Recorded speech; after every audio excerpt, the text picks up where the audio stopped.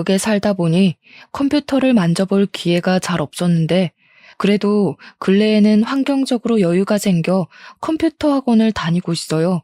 사람은 역시 아는 만큼 다룰 줄 안다고 마우스 클릭도 잘할 줄 아니까 세상이 얼마나 발달했는지 감탄을 많이 했네요.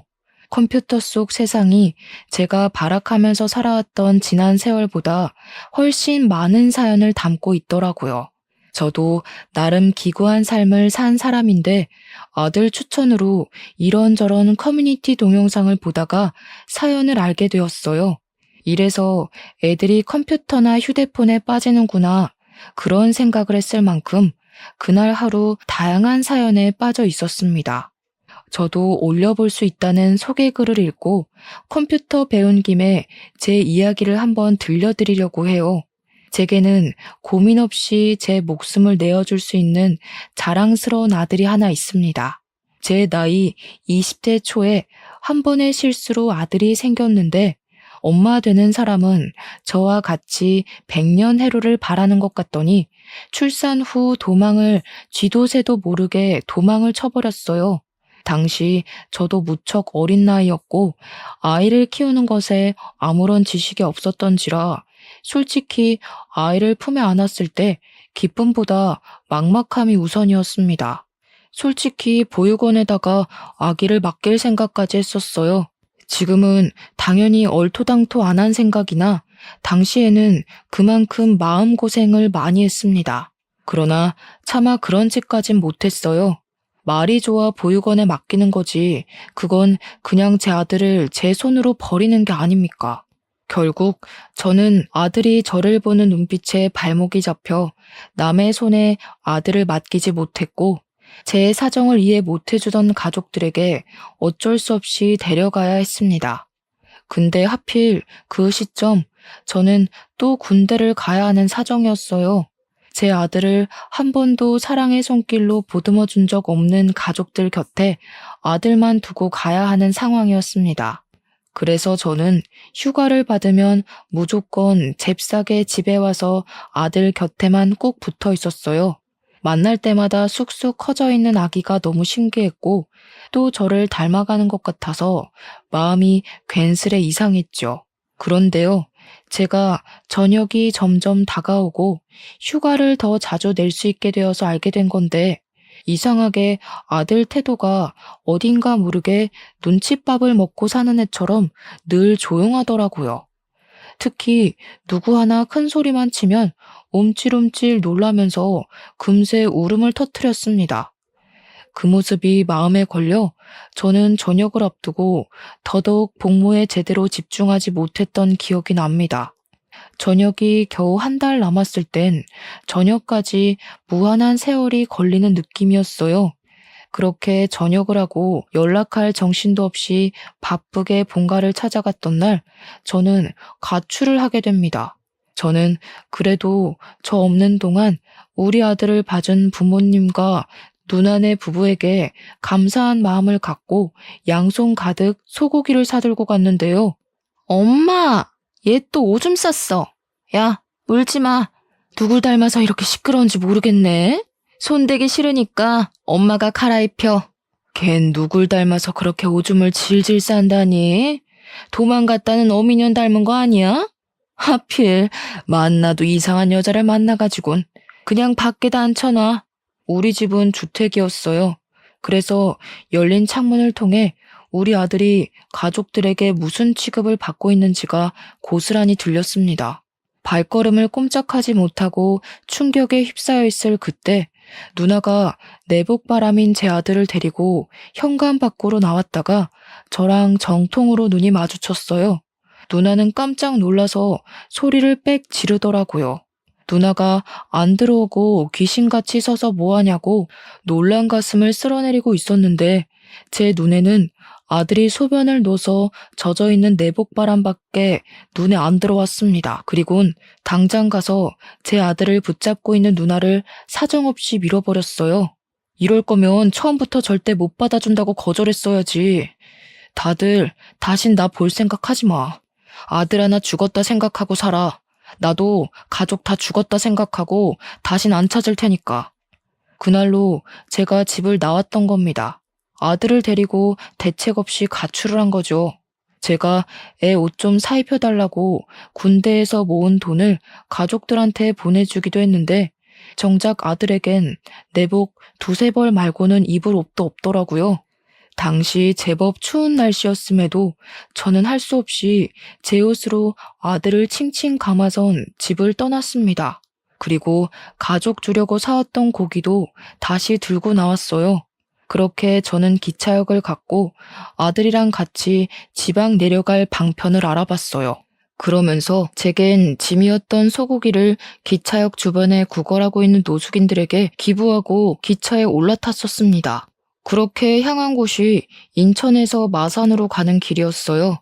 그 뒤로 저는 아들과 함께 거의 마산에서 세월을 보냈습니다. 가족들에게서 도피는 했지만 문제는 돈이었어요. 일단 저는 당장 집이 필요했고 그러려면 당연히 돈이 제일 필요했죠. 그래서 일을 하기 위해 아들을 어린이집에 맡겨야 했는데 그것마저도 돈이잖아요. 기세등등하게 제 아들을 집에서 빼내왔지만 정작 제 손으로 할 수 있는 건 아무것도 없는 상황이었습니다.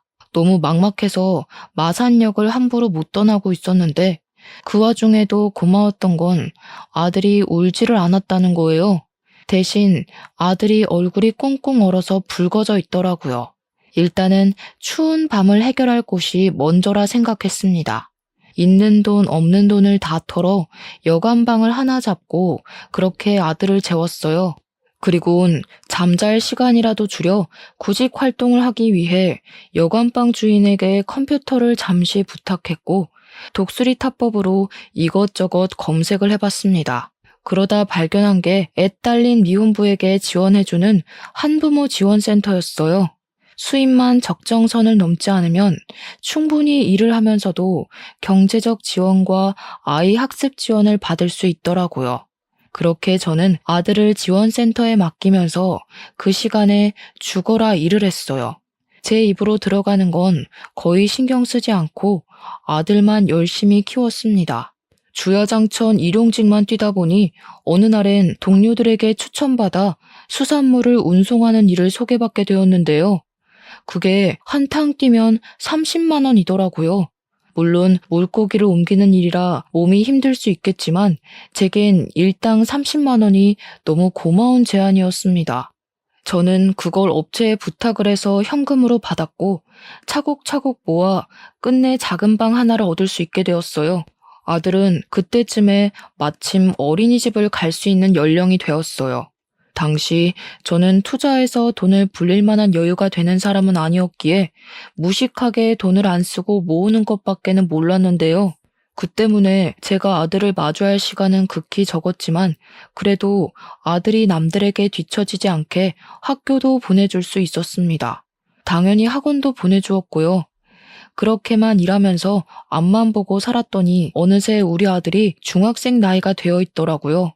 문득 그 사실을 깨달았을 땐 제가 맨 땅에 헤딩하듯 가출해서 고군분투하며 살았던 세월이 주마등처럼 지나가더군요. 여관방도 겨우 하룻밤밖에 못 지낼 돈밖에 없던 저는 어느덧 아들에게 투룸 오피스텔을 선물할 수 있는 아빠가 되어 있었어요. 제가 앞만 볼 수 있었던 건 다 아들 덕분이었습니다. 아들이 없었다면 저는 아마 제 손으로 집을 장만하는데 더 오랜 세월이 걸렸을 거고 이만큼 제 시간을 책임있게 보내지 못했을 거예요. 앞으로 우리 아들에게 더 큰 집을 선물해주고 싶었고 나중에 결혼하면 신혼집까지 해줄 수 있을 만큼 돈을 벌고 싶었습니다. 그런데 문제가 좀 있었어요. 경제적으로 안정되면 가족 또한 안정될 거라는 제 생각과 달리 가정의 평화와 부자 관계는 비례가 되지 않는다는 걸 알았어요. 제가 일 때문에 바빠서 쉬는 날 아니고는 아들이랑 아침 밤으로밖에 만날 시간이 없었는데요. 그래서 어린 아들은 제가 쉬는 날을 좋아했고 늘 저를 기다렸습니다. 그걸 알아서 저는 그날만 되면 꼭 아들이랑 외식하거나 아들이 좋아하는 걸로 배달을 시켜 먹곤 했어요. 그런데요, 이렇게 저와 함께 시간 보내는 걸 좋아하던 아들이 어느 순간부터 약속이 있다고 자주 나가더라고요. 원래 사춘기가 되면 부모란 존재가 자식들의 우선순위에서 밀려난다고 하잖아요. 그래서 그땐 우리 아들도 사춘기가 와서 아빠보다 친구가 더 좋아진 건가 싶었어요. 아쉽긴 했지만 제가 아들이랑 같이 못 있어주는데 친구라도 잘 사귀면 안 심심하니까 아들이 외출한다고 하면 족족 다 허락해 주었습니다. 그리고 아들 생일날 그때만큼은 아들이 저랑 시간을 보내지 않을까 싶어서 일부러 일을 일찍 빼고 귀가를 했습니다. 그런데 아들이 집에 없더라고요. 전화를 해봤더니 아들이 또 외출을 한 거 아니겠습니까? 나 지금 친구랑 있어. 저녁 먹고 들어갈 것 같은데? 그러니? 아빠가 용돈 준비했는데 들고 가지. 혹시 놀다가 돈 모자라면 얘기해. 아빠가 이체해 줄게. 아들은 저와 같이 생일을 보내지 않는 것에 대해 아무렇지 않은 듯 했습니다. 그저 친구랑 놀 거니까 집에 들어갈 때 연락하겠다는 말만 하고 서둘러 끊으려고 했어요. 뭐랄까, 저는 아들만 보고 사는데 아들은 갈수록 제게서 멀어지는 느낌이 계속 들기 시작하더라고요. 그래도 그땐 사춘기라 그런 거다 생각하면서 제 속을 달래었습니다. 친구 하나 없는 저처럼 아들마저 저 같은 삶을 살게 할 순 없었으니까요. 그날 아들에게 줄 거라고 생일 선물로 손목시계도 사왔는데 저는 이거라도 아들 방에 갖다 놓기 위해 들어갔었어요. 아들이 초등학생일 때 이후로 아들 방문을 오래간만에 열어본 날이기도 했네요. 그리고 그때 제가 몰랐던 아들의 취미까지 알게 되었는데요. 아들 책상에 뜬금없이 웬 설계도가 있더라고요. 대충 설계도만 봤을 때는 계집인가 생각했습니다. 그런데 계집이라고 하기엔 세세하게 적혀있는 사이즈들이 너무 컸어요. 다 만들어 놓으면 사람도 들어갈 수 있을 만한 크기일 것 같았습니다. 아들이 이런 걸 왜 갖고 있는 걸까? 왜 이런 걸 설계했나 궁금하면서도 우리 아들이 건축 쪽에 관심이 있었구나 싶어서 흐뭇하기도 했습니다. 애들이 벌써 꿈을 정하는 건 쉬운 일이 아니라고 했는데 우리 아들이 시키지 않아도 스스로 자기 꿈을 찾고 잘 걸어나가고 있었다는 사실은 제 삶의 동기에 의지를 더해주는 사실이기도 했어요. 저는 그 설계도를 보면서 아들의 꿈에 넉넉히 지원해 줄 수 있는 아빠가 되고 싶었습니다.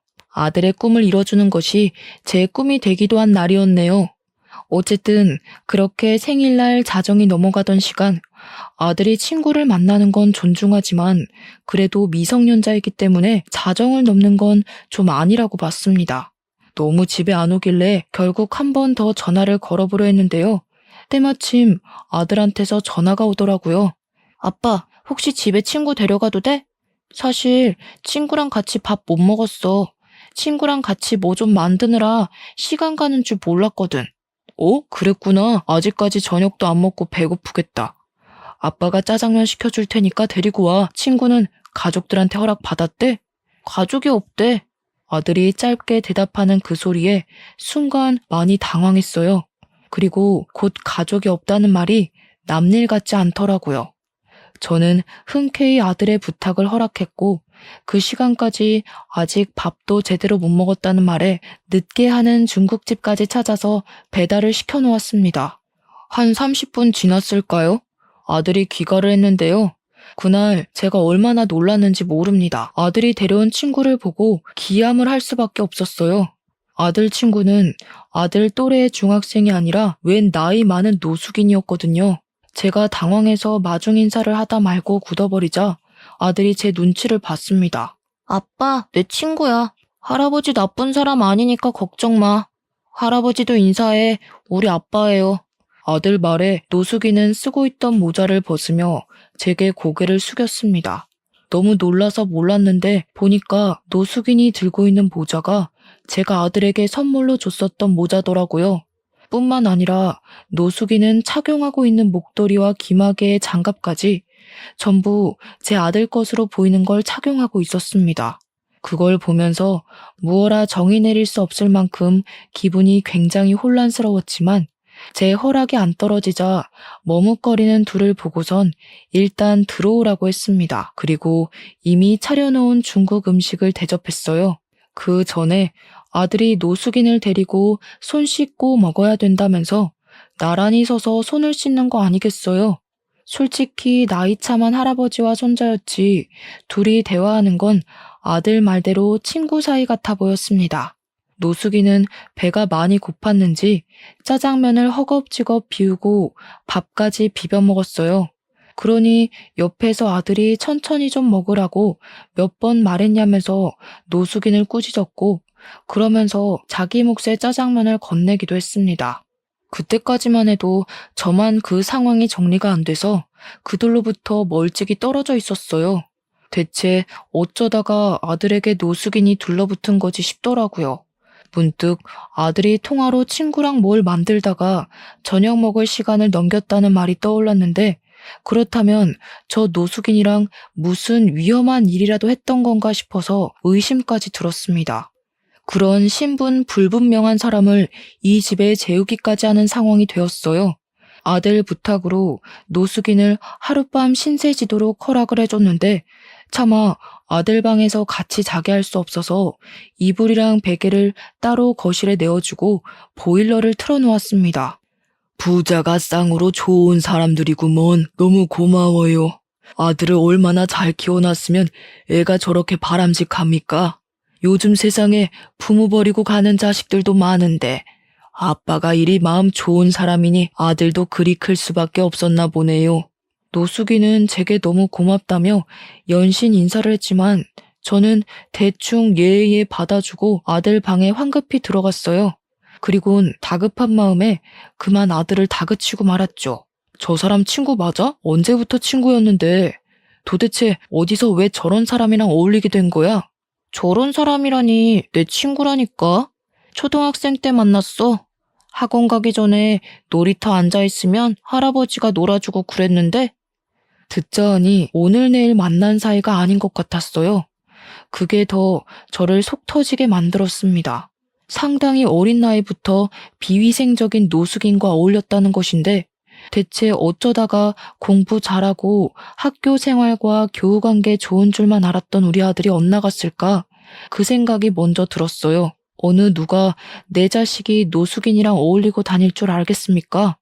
부모로서는 상상도 못할 일이고 이걸 아는 순간 뒤로 넘어갈 큰 사안이잖아요. 그래도 저는 최대한 아들 심기 상하지 않도록 화를 억눌렀어요. 친구 없어? 저런 사람이 어떤 사람들인지 몰라?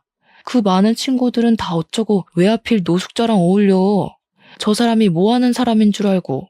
그러다 진짜 큰일 나기라도 하면 아빠 생각은 안 해? 아빠는 할아버지랑 얘기 안 해봤잖아. 할아버지 나쁜 사람 아니라니까. 나도 나한테 위험한 사람인지 아닌지 정도는 알아. 네가 알긴 뭘 알아. 살아봤자 얼마나 살았다고. 저런 사람들은 잃을 게 없어서 더 나쁜 마음 쉽게 먹을 수 있단 말이야. 제 말에 아들은 결국 화를 참지 못해 자리에서 벌떡 일어났어요. 그리곤 저에게 처음으로 반항을 하며 언성을 높이더라고요. 아빠는 매일 일한다고 얼굴도 안 비추잖아. 솔직히 할아버지보다 아빠 얼굴 보는 게 더 힘들거든? 아빠가 돈 번다고 그러는 거 알겠는데 그래서 나도 아빠한테 불만 숨기고 아무 말 안 하잖아. 그럼 아빠도 내가 누굴 사귀든 신경 꺼야지. 할아버지는 유일하게 나한테 관심 가져주는 사람이라고. 아빠는 내가 학교 생활 어떻게 하는지 궁금해하지도 않잖아. 그 순간 뜨끔했습니다. 아들은 제가 집에 없는 시간이 많아서 성적을 잘 받거나 상을 받아도 자랑할 곳이 없었다고 했고 그 때문에 집에 가는 게 싫어서 놀이터만 전전하다가 노숙인을 만났다고 했어요. 자기가 받은 성적표랑 상장을 제 방에 가져다 놨었다고 했지만 일하면 쓰러져서 잠에 들기 바빴던 저는 그걸 전혀 보지 못해 알지 못했던 겁니다. 아들 나이에는 성적표로 인정을 받고 안 받고가 제법 중요한 요건인가 보더라고요. 정작 아빠 노릇을 했어야 하는 건 돈보다도 그런 정서적인 영역에 있어야 했던 건데 정말 저는 아무것도 몰랐습니다. 제가 못하는 아빠의 역할을 대신 채워준 게 아마 노숙인이지 않았나 싶었어요. 노숙인만이 아들을 인정해주면서 천재라고 잘 컸다고 칭찬을 해줬는데 아들은 그게 너무 고맙고 좋아서 이것저것 자랑을 더했고 그러다 보니까 주기적으로 만나게 되었다고 했어요. 그 말을 듣는데 아들을 나무라다가도 제 스스로 돈만 생각하느라 아들 마음을 신경 못 썼다는 것에 죄책감이 밀려왔습니다. 하지만 그건 그거고 그렇다고 아들이 정체불명의 노숙인을 어울리게 두는 건 솔직히 부모로서 용납이 안 되었어요. 무슨 이유인 간에 노숙자는 안 돼. 안 그래도 아빠가 항상 살펴봐주지도 못하는데 네가 계속 노숙자랑 어울리면 걱정이 되겠어 안 되겠어? 아빠가 하루 종일 걱정하고 일도 손에 안 잡히고 그러면 좋겠어? 내일부턴 만나지 마. 알겠니? 싫어. 아빠가 언제부터 나 신경 썼다고. 그냥 평소처럼 내가 뭘 하든 어디서 어떻게 지내든 관심 갖지 마. 아빠가 나 먹여주고 키워준다고 해서 내 인생까지 통제할 권리는 없어. 아들은 노숙인에 대해서 진심이 있기라도 한 듯 제게 대들었습니다. 이게 진심인 건지 아니면 제가 자신이 가진 것에 대해 무작정 부정적으로 봐서 느끼는 반감인 건지는 모르겠어요. 이러나 저러나 저는 난생 처음 아들이랑 다퉈봤고 그 다툼은 그저 노숙인으로 인한 일시적인 순간이라고 생각했습니다. 그런데 저는 그날로 아들과 남보다 못한 사이가 되어버렸어요. 우리 다투는 소리가 밖으로 새어갔는지 현관문 소리가 나길래 저랑 아들이 목소리를 일체 멈췄었거든요. 저희 둘의 극단적인 상황에만 신경 썼다 보니까 밖에 노숙인이 들었을 수도 있겠다는 생각을 미처 못한 거예요. 설마 싶어서 나가봤더니 역시나 그 노숙인은 이미 집을 떠나고 없었습니다. 심지어 아들이 줬던 모자랑 목도리, 장갑 이런 거 다 가지런히 놓고 나갔어요. 이게 바로 저와 아들이 남과 같은 사이가 되어버린 이유입니다. 아들은 그때부터 저를 극도로 미워했고 멀리하기 시작했어요. 아마 사춘기가 더 심해져서 저를 투명인간 취급했을 겁니다. 제가 항상 아들이랑 같이 겸상을 못하기 때문에 아들이 집에 오면 간단한 요기를 할 수 있도록 이것저것 사놓는 편이었거든요. 아들이랑 싸워도 저는 아빠니까 제 자식 입에 들어가는 것들이 중요하잖아요. 그래서 변함없이 행동을 했을 뿐인데 아들은 제가 사놓는 걸 손대지도 않거나 새 것 그대로 쓰레기통에 버리기만 했습니다. 집에서 밥도 안 먹는 건지 제가 해놓은 밥은 말라만 갔어요. 뿐만 하겠습니까? 제가 용돈하라고 돈을 이체시키면 다시 제게 돈을 도로 돌려주기도 했어요. 학교에서 급식을 먹는다고 하지만 그래봤자 한 끼잖아요. 용돈도 반납하고 집에 사놓은 음식도 손을 안 대는 거면 밥을 한 끼만 먹는다는 건데 한참 성장할 나이에 영양적으로 부족할 것 같더라고요.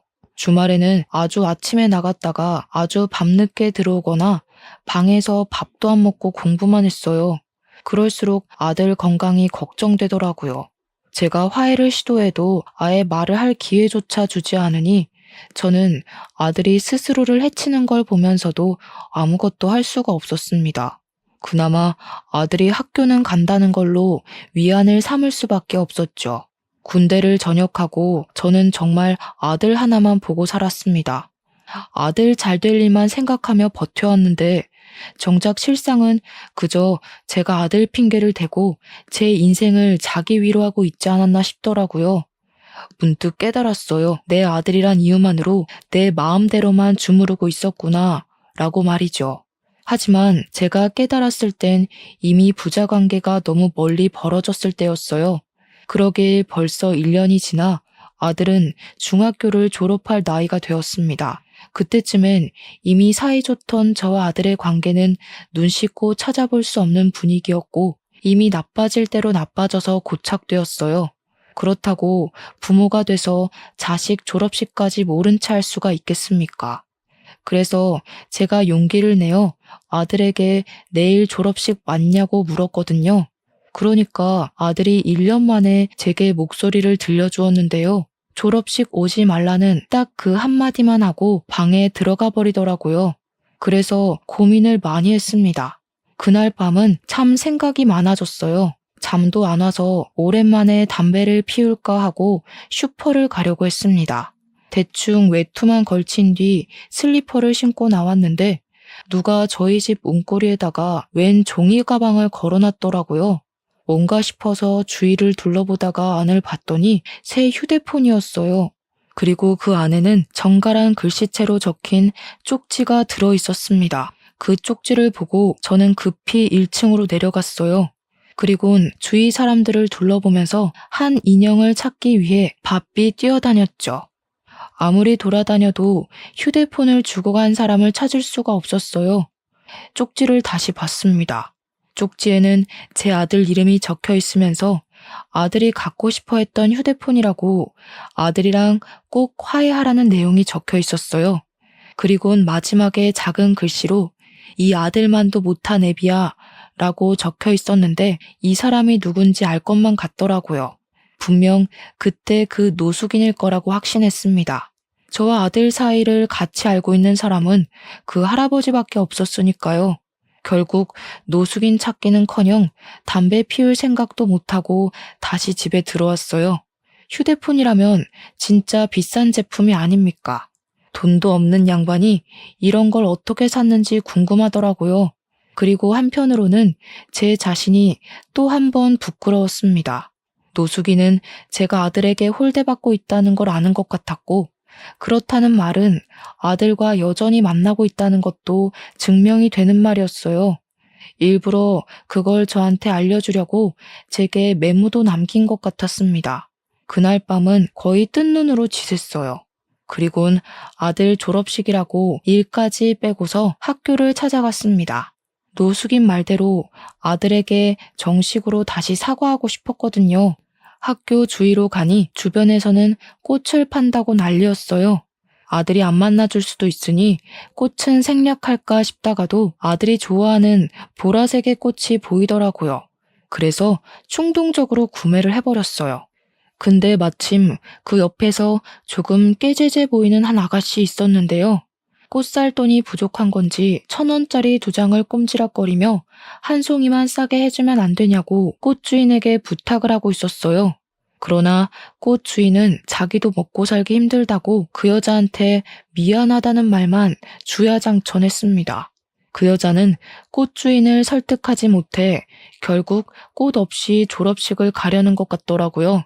잠자코 지켜만 보았던 저는 마치 재작년 아들에게 했던 실수가 떠올랐어요.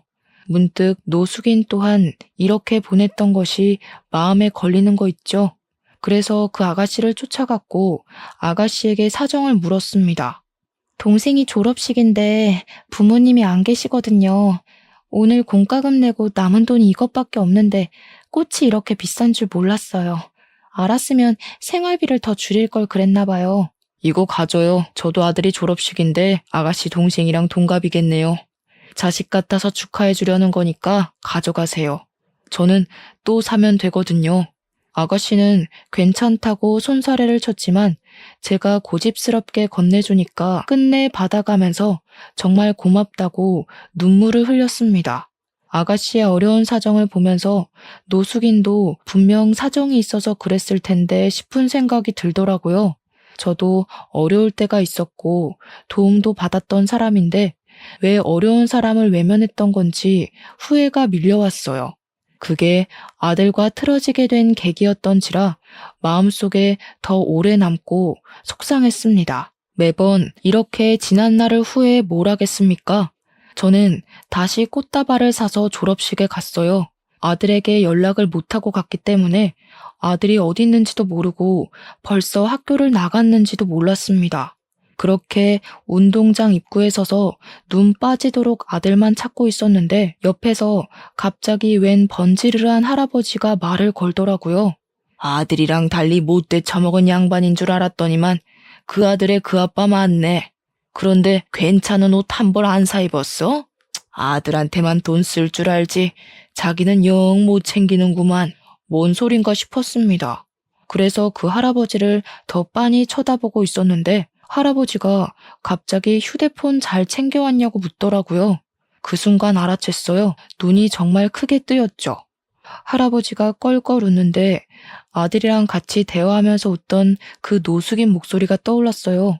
그때 제가 무어라 말을 붙이기 전에 멀리서 아들 목소리가 들렸습니다. 할아버지 하며 달려오던 아들은 제가 아닌 옆에 있는 노숙인에게 폭삭 안겼어요. 그리곤 저를 보며 눈빛을 차갑게 만들었죠. 졸업식 오지 말랬는데 왜 왔어? 이분 그때 아빠가 위험하다고 친구하지 말라던 할아버지야. 아빠 판단이 틀렸고 내가 맞았으니까 더는 간섭할 생각하지 마. 네 아빠가 너랑 화해하고 싶다고 너 좋아하는 휴대폰도 사왔던데? 한정으로 나온 그 명품 콜라보인가? 그거 갖고 싶어 했잖아. 아빠 멀리하면 휴대폰도 멀어질 텐데 괜찮겠냐? 제가 아무 말도 못하는 사이 노숙인이 끼어들어 우리 사이를 화해시키려고 주도했습니다.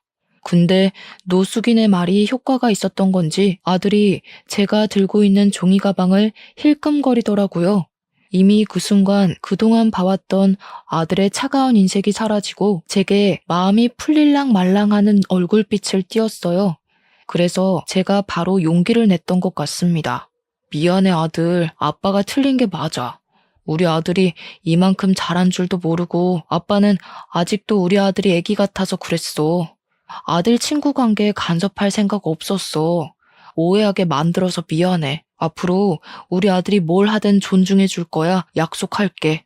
그리고 저는 노숙인에게도 죄송했다고 고개를 숙였습니다. 노숙인에게 무슨 사정이 있는진 묻지 못했지만 그날의 실수는 제 탓이 맞기 때문에 사과를 우선으로 해야 된다고 생각했어요. 연신 용서를 구했는데 노숙인은 그저 웃기만 하더니 오히려 제게 더 고맙다고 말씀하시더라고요. 눈 감기 직전까지 가족의 품은 못 느끼고 죽을 줄 알았는데 손자 같은 친구를 만들어줘서 고맙다고 하는 거 있죠. 그리곤 자세한 얘기는 식사하면서 나누자더니 저희를 데리고 자그마한 고급 중식 레스토랑을 들어섰습니다. 예약을 해놨다고 했고 저희는 바로 방을 안내받았어요.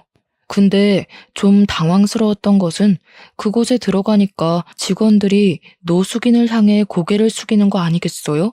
손님한테 인사하는 것 치곤 주방에 있는 사람까지 나와서 인사하길래 그게 좀 당혹스러웠어요. 대체 노숙인의 정체는 뭘까? 그 생각만 하면서 안내해주는 자리에 앉았고 음식은 곧바로 세팅이 되었습니다. 셋이서 먹기엔 정말 푸짐했는데 그것에 아들이 오래간만에 신난 얼굴을 보이더라고요. 대체 이게 다 뭔지 저는 더 이상 참지 못해 머릿속에 담고 있던 걸 물었습니다. 그러자 먹고 좀 얘기하자며 저더러 성질 급하다고 나무라던 노숙이는 제 아들에게 탕수육을 퍼주면서 얘기해 주었어요. 내가 자식들한테 버려진 사람이야. 그렇다고 지금은 불쌍하게 보진 말고 내가 한때 작은 사기업 대표를 하던 사람이었는데 부동산 투자에 건물까지 해서 돈 좀 꽤나 있었다고. 돈 많으면 좋잖아? 나도 그런 줄 알았지. 근데 돌아보니까 자식들이 내 돈 가지고 싸우고 있는 거라. 그것 때문에 속이 상했던 노숙이는 60살 나이에 치매인 척 연기를 했다고 했어요. 그랬더니 황당하게도 자식들이 노숙인 도장을 훔쳐내서 손을 썼다더라고요. 돈만 쏙 챙겨서 해외여행 같이 가는 척 공항까지 동행했다가 노숙인만 공항에 버린 후 자기들끼리 이민을 가버렸다네요. 노숙인은 자식들이 자기를 버린다는 걸 알고 있었지만 그 충격과 슬픔에 아무것도 하고 싶지 않았다고 했어요. 더 이상 살고 싶지도 않아서 그냥 이대로 죽을 생각도 했었다는데 가장 힘이 들 때 우리 아들을 만났다고 했습니다. 우리 아들이 놀이터에 혼자 앉아서 다른 애들 노는 것만 구경하고 있었대요. 그래서 놀라지 않게 슬쩍 다가갔는데 아들 손에 교과 상장이 쥐어져 있는 걸 알고 부모님한테 자랑하라고 칭찬해 주었다고 했어요. 그러면서 아들이랑 대화를 하다 보니 아들이 부모로부터 결핍이 있다는 걸 느꼈다고 했죠. 그날 뒤로 말 안 해도 같은 자리 같은 시간에 계속 둘이 마주쳤는데 어느 순간 말동무가 되었고 우리 아들이 자기한테 보여주는 배려 덕분에 노숙인이 다시 일어설 용기를 얻기까지 했다고 했습니다. 듣자 하니 아들은 노숙인에게 비랑 추위를 피할 수 있는 집을 만들어줬고 제게 받는 용돈을 모아서 노숙인한테 고스란히 나눠주기도 했답니다. 그러면서 힘내라고 말해주는 우리 아들 말에 노숙인은 이대로 살아선 안 되겠다고 마음을 먹었고 자신이 받은 만큼 우리 아들에게 선물을 주고 싶다고 했었어요. 내가 이 중식 사업을 1년 만에 일으켰어.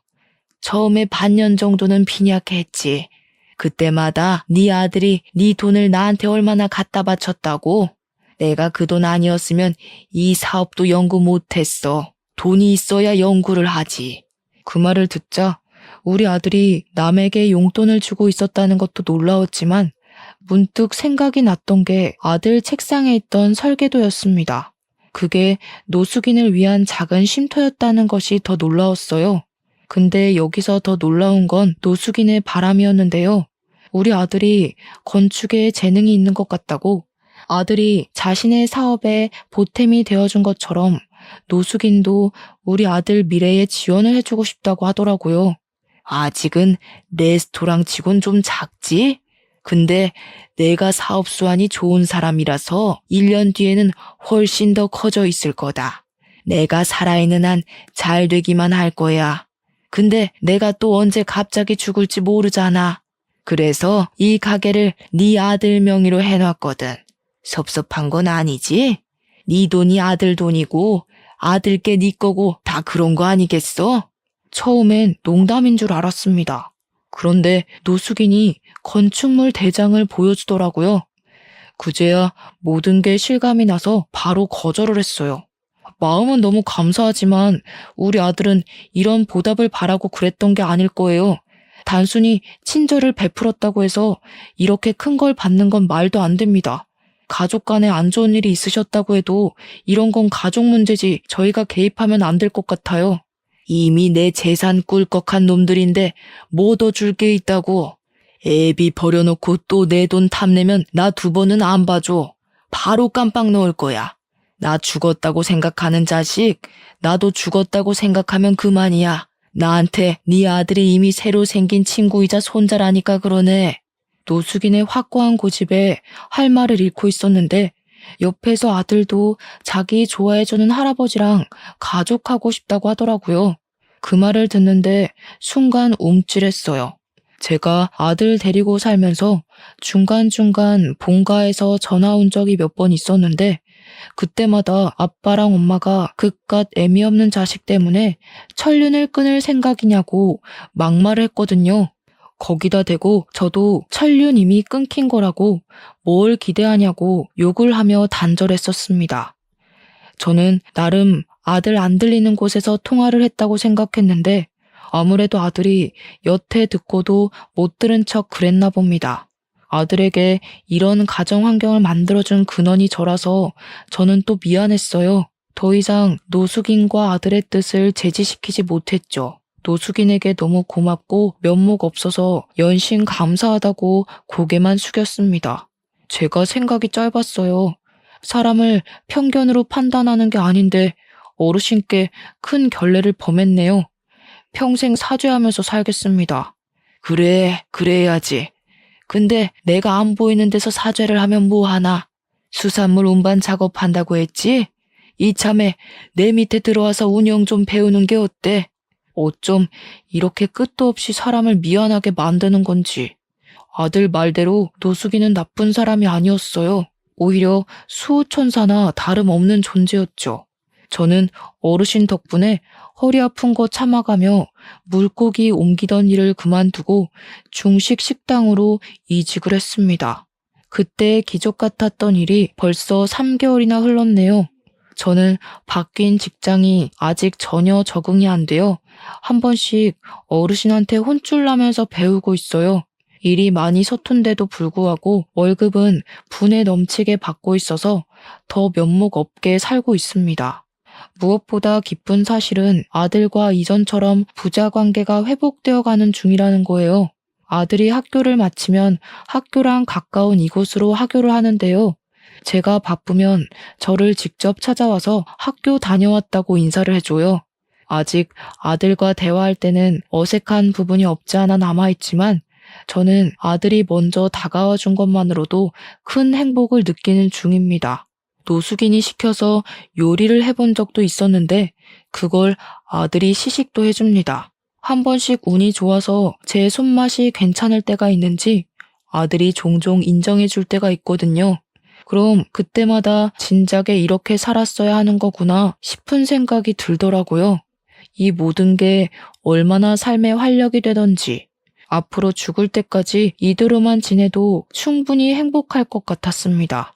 참, 그리고 저희 아들은 노숙인이 정말로 지원해주는 덕분에 건축 쪽 학원까지 다니면서 재능을 키우고 있어요. 아들은 초등학생 때 부족한 솜씨로 노숙인 쉼터를 만들어줬던 것처럼 어른이 돼서 더 크고 좋은 쉼터를 만들어 놓고 싶다네요. 그리고 어르신과 함께 저는 어중간하게 키운 요리 솜씨로 노숙인들 짜장면 제공하는 봉사를 다니고 있습니다. 근데 여기서 좀 뜻밖의 사람을 만나요. 제가 그곳에서 봐선 안 될 사람을 목격하게 되었는데요.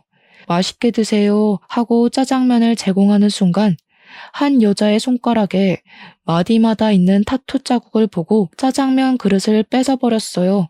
그리곤 얼굴을 확인했죠. 저만 알아본 게 아닌 것 같더라고요.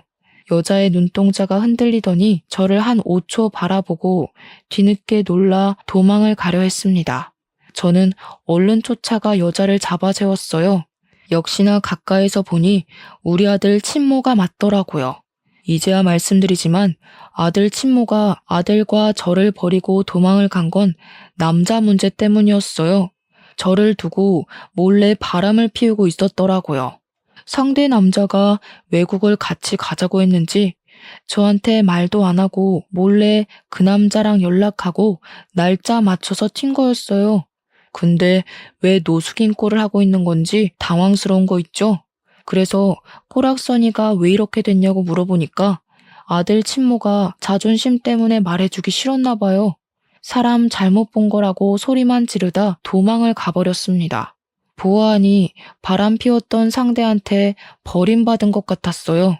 친모는 남자만 믿고 자기 투자를 안 하는 여자였기 때문에 아마 남자가 없어서 거지가 되지 않았나 싶습니다. 그리고 왠지 제 가족이 어떻게 살고 있는지 궁금해하시는 분 계실까 말씀드리는데요. 가족은 제가 일하는 중국집에서 마주쳤어요. 누나 부부네가 저희 아들 나이보다 2살이 어린데 저희 아들이 다녔던 중학교로 입학했더라고요. 입학식 날 부모님까지 총출동해서 식당에 왔다가 저랑 마주쳤습니다. 부모님이 바로 저를 아는 체 하면서 아들아 불렀는데 저는 그 손길을 뿌리쳤어요. 꼴들이 말이 아니더라고요. 입학식 왔다면서 왜들 등산복 같은 운동복을 입고 있는 건지 그건 엄마가 쓸데없이 입이 싸서 알 수 있었습니다. 저 천하의 몹쓸 놈이 우리 집을 다 말아먹었잖니. 네 매형이 하는 사업 다 부도났어. 멍청한 게 친구랑 동업했다가 자기 혼자 빚더미를 홀랑 뒤집었었지 뭐야. 에휴, 내 팔자가 개 팔자야. 그런 식으로 말하지 말랬지. 엄마 때문에 이 사람이 더 눈치 보는 거잖아. 되던 일도 안 되게 생겼네. 짜증나게 굴면 나도 집 나가버린다. 그러니까 매형 때문에 집이 망해서 무려 3세대나 되는 가족이 방 2개에 작은 거실 하나 있는 곳에 살면서 장 보러 가는 것도 돈 아까워 거의 김치에 밥만 먹고 산다네요. 그날은 조카가 입학식이라서 몇 년 만에 외식을 하는 거랍니다. 우리 아들을 잡아먹을 듯 이빨 드러내던 사람들이 서로 핥히는 말을 하고 있으니 꼴 좋다 싶었습니다. 그러거나 말거나 저는 천륜을 끊어버렸는데 무슨 상관인가요? 내 알바 아니라고 모른 척 하려고 했더니 엄마가 자꾸 저를 붙잡으면서 유니폼이 좋아 보이는데 이곳에 오래 일했냐고 정직원이냐고 이것저것 관심을 보였어요. 그러자 분주한 분위기에 사무실에서 나온 노숙인은 제게 다가와 친히 엄마를 떼어내 주었습니다. 그러면서 사장 될 사람 함부로 만지는 거 아니라고 해줬고 여기서 더 소란 피우면 테이블 밖으로 내줄 테니 야외에서 먹게 할 거라고 상냥하게 말씀하셨어요. 그러자 가족들은 사장이라는 단어에 제게 묻고 싶은 것이 많아 보이는 눈치였지만 입 다물고 짜장면만 먹었습니다. 그날은 그렇게들 돌아갔는데 아마 조만간 또 찾아오지 않을까 싶어요. 그땐 우리 아들 생각해서라도 다신 엮이지 않게 정신 똑바로 차리고 쫓아낼 생각입니다. 저희는 이렇게 불안과 행복 사이를 오가면서 지내고 있어요. 막상 기적처럼 행운이 쏟아지니 행복할수록 불안도 큰 것 같다는 걸 느낍니다. 항상 자만하지 않고 가진 것을 지키는 데만 에너지를 쓰며 살 것 같네요. 그럼 긴 글 들어주셔서 감사합니다.